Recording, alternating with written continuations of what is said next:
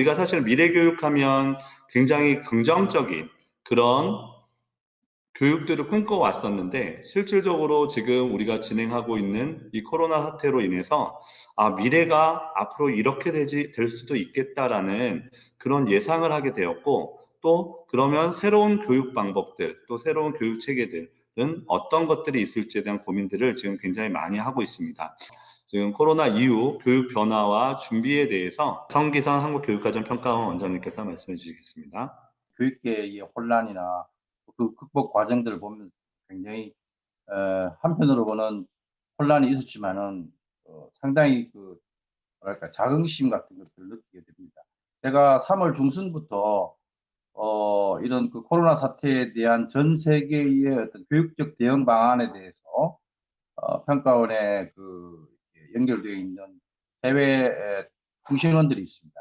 각 나라의 통신원들이 전하는 소식들을 모아서 코로나 리포트를 매주 발간을 했는데 그 내용들을 이렇게 들여다보면서 처음에는 이제 중국도 그렇고 독일이나 뉴질랜드나 이런 어떤 나라들의 어떤 대응들을 하나씩 검토해 나가면서 한 달 반 정도를 지내왔는데 그게 사실은 우리가 하는 대응책 또는 대응 방안 또 교사들의 헌신적인 어떤 콘텐츠 개발 그게 어쩌면 가장 앞서고 있다라고 하는 자긍심 같은 것도 사실 느꼈습니다.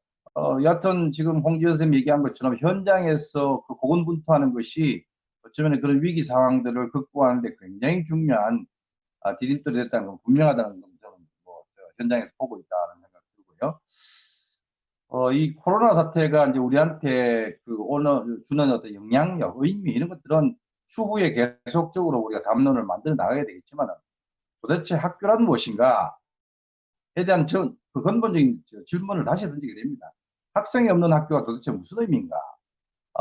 시험 또는 평가, 교육과정, 교과서 이 모든 것들이 사라진 그야말로 온라인 연결만 돼 있고 얼굴에 화면으로만 보는 얼굴들을 보면서 도대체 그게 물리적인 공간으로서 학교가 없으면 도대체 우리한테는 무슨 일이 일어날 건가에 대한 굉장히 다양한 생각들을 근본적으로 하게 됩니다.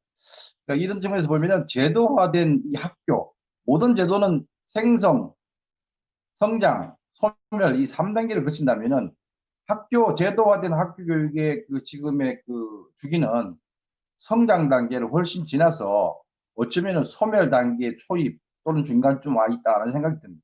우리나라의 경우에 1800년 말 근대 교육이 시작됐다. 이 근대 학교가 약 110년, 120년 정도씩 역사가 됐는데 엄청난 속도로 지난 1945년 해방 이후에 학생 수의 급증을 모이면서 어쩌면 지난 한 70년 사이에 그야말로 없던 제도가 완전히 한 사회를 지배하는 학교화된 스쿨링 소사이어티라고 하는 학교가 지배하는 사회가 되어버렸습니다. 그전에는 없던 어떤 새로운 제도가 한 사회를 지배했다. 그게 계속될 것인가에 대한 이 질문을 이 코로나가 우리한테 던져줬다고 생각됩니다.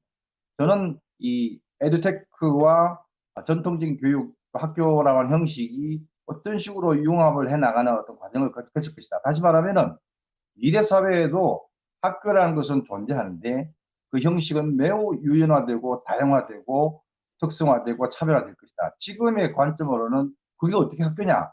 제가 이제 농담 삼아 또는 학교 교육 제4회기에도 나오지만은 앞으로 학교는 러닝 파크가 된다. 학습 공원 역할을 한다.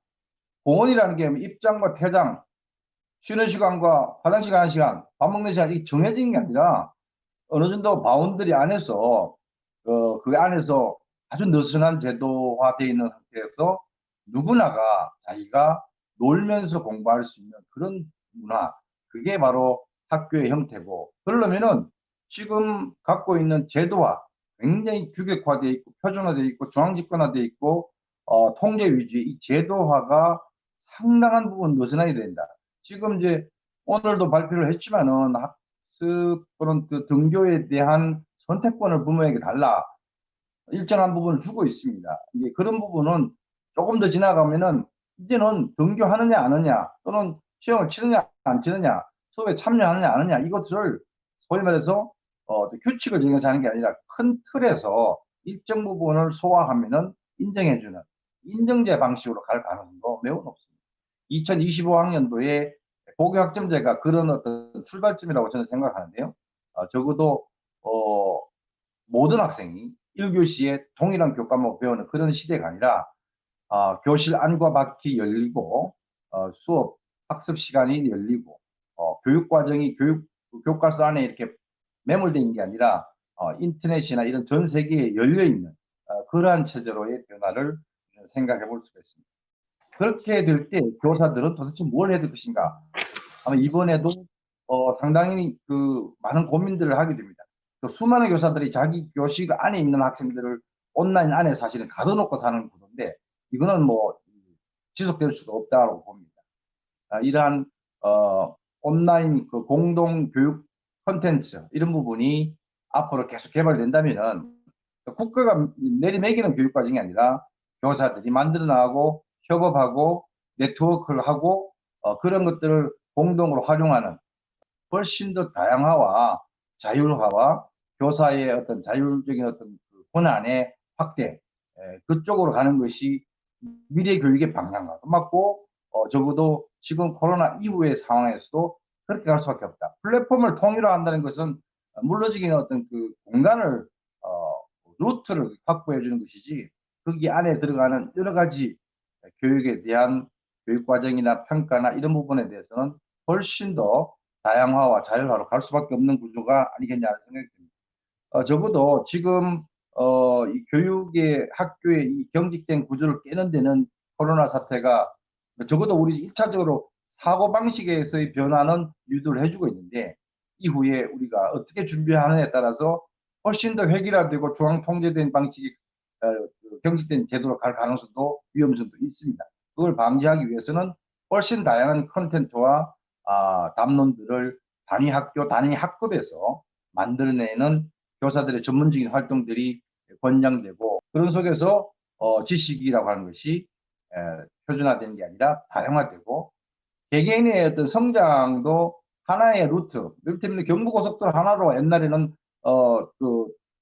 통합적으로 그 길을 좀 몰리려고 하다 보니까 교통체증이 나는데 이제는 방사선 또는 뭐 바둑판처럼 수많은 길들이 수평적으로 이어지면서 자기 커리어를 만들어 나갈 수 있는 루트를 개척해 나가는 거죠. 그러니까 하나의 길이 아니라 여러 가지 길들로 학생들을 안내해 나간다면 개별화 교육도 가능하다 이렇게 생각됩니다.